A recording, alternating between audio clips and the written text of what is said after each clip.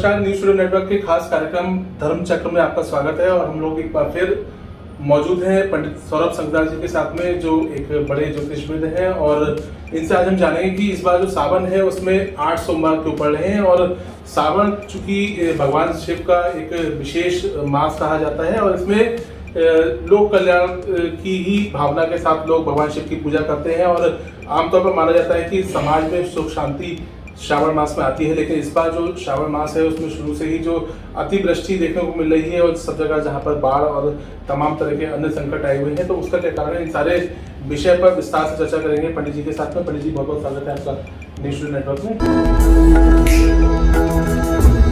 सबसे पहले जानना चाहेंगे कि इस बार जो श्रावण मास है उसमें 8 सोमवार क्यों है? श्रावण मास में 8 सोमवार इसलिए हैं क्योंकि उसमें पुरुषोत्तम मास लग रहा है। पुरुषोत्तम मास 3 साल बाद आता है। सूर्य और चंद्रमा का अपना वर्ष होता है, चंद्रवर्ष और सूर्यवर्ष कहते हैं।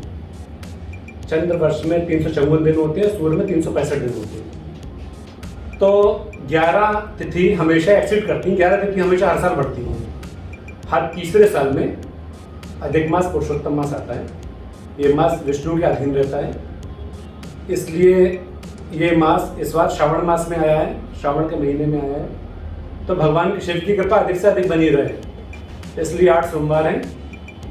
विपत्ति का नाश करने वाला होता है, तो भगवान शिव की पूजा 8 सोमवारों में की जाएगी व्रत रख के। वैसे ही अब कुछ लोग कह रहे हैं अधिक मास में पुरुषोत्तम मास में किस में व्रत रखें किस में नहीं रखें, तो ऐसा कुछ नहीं है। पुरुषोत्तम मास में की हुई पूजा 1000 गुना दायी फलदायी होती है। दान, क्रिया, पुण्य, गंगा स्नान 1000 गुना होता है, इसलिए इसमें कोई संशय वाली बात नहीं है। 8 सोमवार है, खूब अच्छी तरह पूजा पाठ कीजिए। जी, ये तो बात हुई पूजा पाठ की। इस समय देखा जा रहा है कि श्रावण मास में जो है वो अतिवृष्टि हो रही है, कहीं पर फसलों का नुकसान हो रहा है, कहीं पर बाढ़ जैसे हालात बन रहे हैं। तो ऐसा क्या इस बार हुआ है? ग्रहों का ऐसा कौन सा संयोग है जिसकी वजह से ये सब चीज़ें सामने आ रही है? श्रावण मास में जब शुरू हुआ 4 अगस्त को, गुरु पूर्णिमा के अगले दिन, तो मंगल का ट्रांजिट 1 तारीख को, 1 जुलाई को मंगल का जो ट्रांजिट था वो नीच राशि से, कर्क से निकल के सिंह राशि में हो गया। सिंह राशि में मंगल का ट्रांजिट होने से एक तो अच्छा ये है कि उसकी मित्र राशि है। इसमें खराब बात ये हुई है, ये जो अतिवृष्टि देखने को मिल रही है, जितना भी दैवीय आपदा आ रही है, इसलिए आ रही है क्योंकि मंगल राहु से दृष्ट हो गया। मंगल राहु से दृष्ट हो गया। राहु और बृहस्पति युति चांडाल योग मेष राशि में बना रही है। और उस पर भी आगे एक लाइन ऐसी हुई कि जो मेष राशि में शनि की दृष्टि है, वक्री शनि की दृष्टि राहु पे पड़ गई, राहु की दृष्टि मंगल पे पड़ गई। इसलिए ये इतना उत्पात हुआ, इतनी दैवीय आपदा आई। अगर वक्री शनि नहीं होते, वक्री शनि जब आता है तो मौसम बदलता है। वक्री शनि अगर जाड़ों में आ जाए तो जाड़ों में गर्मी की स्थिति बन जाती है। वक्री शनि इस बार बरसात श्रावण मास में आ गया, बरसात में आ गया है, तो जो न्यूनतम बरसात होनी थी वो अधिकतम बरसात में बदल गई। शनि मार्केट का कारक है, इकोनॉमी का कारक है। जितनी भी लोहे के शेयर्स हैं, लोहे की कंपनियां हैं, लौह उत्पाद, काले चने, दालें जिसमें आयरन ज़्यादा होता है, साग उसका कारक है, इन सब चीज़ों में बढ़ोतरी होगी। वक्रीय शनि की दृष्टि अगर राहु से दृष्ट हो जाए और राहु मंगल से दृष्ट हो जाए तो अनासक्ति योग का हिसाब किताब बनता है। ये दैवीय आपदा का कारक है। अभी मंगल का ट्रांजिट केवल 7 अंश का हुआ है, तो इतनी स्थिति खराब हो गई है। अभी 3 दिन पहले मंगल के साथ में शुक्र की युति बन गई है। मंगल शुक्र युति ज़्यादा अच्छी नहीं मानी जाती और निसंदेह ये बहुत ही कष्टकारक रहेगी। तो इन 3 युतियों का जो संधि क्रम है, जो संधि विच्छेद क्रम है, ये प्रकृति में अतिवृष्टि लाएगा। आप देखिए, जैसे जैसे मंगल का ट्रांजिट हुआ, मंगल पर राहु की दृष्टि पड़ी, तो फ्रांस वाला केस हुआ। अभी इजराइल और यूरोप के देशों में लड़ाई चल रही है। इस तरीके से ये सब चीज़ें बढ़ती चली जाएंगी।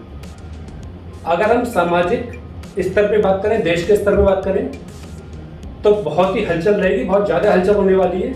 सरकारें बदलने वाली है। जो स्टॉक एक्सचेंज, जो BSE और NSE नीचे जाने वाला था, उसका फ्लो देखिए, 600-800 पॉइंट इंक्रीज कर गया। वो एक अचानक तरीके से इंक्रीज कर गया। ये केवल कुछ ही दिन का है, ये टूटने का हिसाब भी बनेगा, इससे भयानक क्षति के योग भी बनेंगे। अब अगर मंगल की हम व्यवहारिक स्थिति पे आ जाएं, जन सामान्य की स्थिति पे आ जाएं, तो 5 नंबर मतलब सिंह राशि 12 घरों में 12 भावों में जहां जहां सिंह राशि पड़ी हुई है, उस जन्म पत्री में उस सिंह राशि के हिसाब से उस व्यक्ति के पार्ट में, उस व्यक्ति के संबंध में, मान लिए 4 नंबर में सिंह राशि पड़ी हो चौथे भाव में, तो जो लेफ्ट हार्ट हो गया, लेफ्ट पोर्शन हो गया, वो उसके अधीन आ गया, लगातार युति बनी हुई है उसकी, तो निसंदेह उस पर अटैक करेगा ही करेगा, आती होगी। मेनली अगर हम 3 लग्नों का स्पष्टीकरण देखें जो जल लग्न है, जिसकी वजह से ऐसा हो रहा है, कर्क राशि, वृश्चिक राशि और मीन राशि, तीनों जल राशियां हैं। तीनों जल राशियों की वजह से ही ऐसा देखने को मिला। अभी सूर्य और बुध का एक युति बनने वाली, बुधादित्य योग बनने वाला 2 दिन बाद। उसकी युति का मतलब यह रहा, अगर 4 नंबर की लग्न है किसी की, कर्क लग्न है किसी की, तो उसके ब्रेन का लेफ्ट पार्ट जहाँ पे 5 नंबर पड़ा हुआ है, अगर वृश्चिक लग्न की युति है किसी की, तो वृश्चिक का कर्म स्थान, वृश्चिक के कर्म स्थान में क्या होगा, वृश्चिक कर्म स्थान में ये होगा, जब राहु की युति मंगल पे आ जाएगी, वो कर्म स्थान का कारक कर्म स्थान में बैठा है, तो शरीर में लोडाइजेशन कर देगा, पैरों में दर्द कर देगा, काम पूरा नहीं होने देगा, हर काम में रुकावट डाल देगा। और मीन राशि की अगर हम बात करें तो मीन राशि से 6ठे भाव में मंगल की युति आएगी, मंगल शुक्र की युति आएगी। शरीर के लिए ज़्यादा अच्छा नहीं है। शुक्र 6ठे भाव में शरीर में थकावट देते हैं, सप्त धातु का शोधन में दिक्कत आती है, मंगल ब्लड प्रेशर फ्लक्चुएट करता है और कभी कभी बहुधा एक्सीडेंट के योग बन जाते हैं। वक्री शनि में ये सब घटनाएं हो सकती हैं और वक्री शनि को शांत करने के लिए अनेकों तरीकों के उपाय किए जा सकते हैं। ये घटनाएं उन्हीं पे ज़्यादा अत्यधिक बलवान रहेगी, उन्हीं पे ज़्यादा होंगी जिनकी 7.5 लगी है, या शनि का कोई इन्वॉल्वमेंट है, या वंशोत्तरी का अंतर प्रत्यंतर कोई शनि के साथ आया। तो ये हमारे दर्शकों को बताइए कि ये जो आपने सारी चीज़ें बताई हैं, तो जो जातक इससे प्रभावित होते हैं उनको इससे बचने के लिए क्या उपाय करना चाहिए? सारे व्रत करने चाहिए। एक बार शंकर जी का रुद्राभिषेक घर पे अवश्य कराएं। ओम नमः शिवाय की 11 मालाओं का जाप करें। एक दिया जला के जाप करें। एक प्रकृति के 5 तत्वों में, 5 महाभूत में कोई भी ऐसा होना चाहिए जो उसका देखने वाला हो, सहभागी हो उसका, जो दृष्टा हो उसका, तो आप दिया जलाएं, उसका भाव करें। जिनकी 7.5 लगी हुई है वो सरसों के तेल से रुद्राभिषेक किया जाए और अनजान जगह किसी पीपल के नीचे किया जाए, पार्थिवेश्वर शिवलिंग बना के, मिट्टी में शिवलिंग बना के, तो उसे अत्यधिक लाभ होगा और शनि की वक्र गति से इन सारी युतियों से वो बचा रहेगा। काली माता की साधना, हनुमान जी के बजरंग बाण, हनुमान जी के चालीसा की हनुमान जी की साधना, इन सब चीज़ों को बहुत फेवरेबल रहेगी और इन सब राशियों का प्रभाव तो आएगा ही आएगा, लेकिन भगवान इतनी सामर्थ्य देंगे कि हल्के से निकल जाएंगे, पता नहीं चलेगा। और जिस तरीके से दैवीय आपदा आ रही है, जो लगातार बनी रहेगी, तो ईश्वर से प्रार्थना करेंगे, सभी लोग ईश्वर से मिलकर प्रार्थना करेंगे। कष्ट का समय है लेकिन ये भी निकल जाएगा, इसमें ऐसी कोई घबराने वाली बात नहीं है। मन को संयमित रखें, मन को शुद्ध रखें, भगवान की साधना करें, भगवान कृपा करें। पंडित जी, जैसे आपने बताया कि सरसों के तेल से पार्थिवेश्वर शिवलिंग की पूजा करें, तो अभी तक चूंकि श्रावण मास चल रहा है, ये बताया जाता है कि शंकर जी का अगर रुद्राभिषेक जल से किया जाता है, गंगा जल से किया जाता है या गन्ने के रस से किया जाता है, तो अलग अलग फल होते हैं। हाँ। किस चीज़ से रुद्राभिषेक करने से क्या फल की प्राप्ति होती है, और सरसों का तेल जो आपने बताया, हाँ। अगर उससे करेंगे तो क्या होगा? अगर दूध से अभिषेक किया जाता है तो स्वास्थ्य की प्राप्ति होती है। दूध में काले तेल डाल के किया जाता है तो शरीर के रोग नष्ट हो जाते हैं। अगर सरसों के तेल से किया जाता है तो भयानक बीमारियां और अनिष्टों का नाश होता है। अगर केसर के जल से किया जाता है तो सुख समृद्धि के योग बनते हैं। अगर इत्र के स्नान से, इत्र से किया जाता है तो पूर्ण समृद्धि के योग बनते हैं, व्यक्ति का चहुर्मुखी विकास होता है।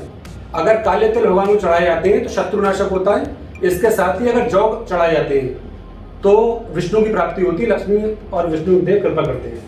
गन्ने के रस से चढ़ाने से सुख समृद्धि चहुर्मुखी विकास होता है। लेकिन गन्ने का रस का दिन होते हैं, अगर आप बुधवार, शुक्रवार और सोमवार को गन्ने का रस से अभिषेक करें तो उस दिन उस ग्रह का कारक होता है, उस दिन बड़े अच्छे परिणाम होते हैं। अगर गुरु आदित्य योग, बुध आदित्य योग पड़ जाए, गुरु का पुख्य योग पड़ जाए, या शनिवार को अमावस्या या शनि प्रदोष आ जाए, वो तिथि सबसे उत्तम रहती है, उससे 1000 गुना फल मिलता है। ठीक है, तो ये थे पंडित सौरभ संगदार जी ने बताया कि जो इस समय ग्रहों का परिवर्तन हो रहा है वो निश्चित तौर पर 3 राशियों के लिए बहुत विशेष है, और उसमें जिस तरह की उनको बाधाएं आने वाली हैं उसके उपाय से भी उन्होंने अवगत कराया, और साथ साथ ये भी बताया कि भगवान शिव को अगर अलग अलग द्रव्यों से उनका रुद्राभिषेक किया जाए तो किस तरह के फल की प्राप्ति होती है। इसी तरह के जो वीडियो हैं वो लगातार देखने के लिए आप न्यूज़ नेटवर्क को देखते रहिए और हमारे चैनल को लाइक सब्सक्राइब करना मत भूलिए। धन्यवाद।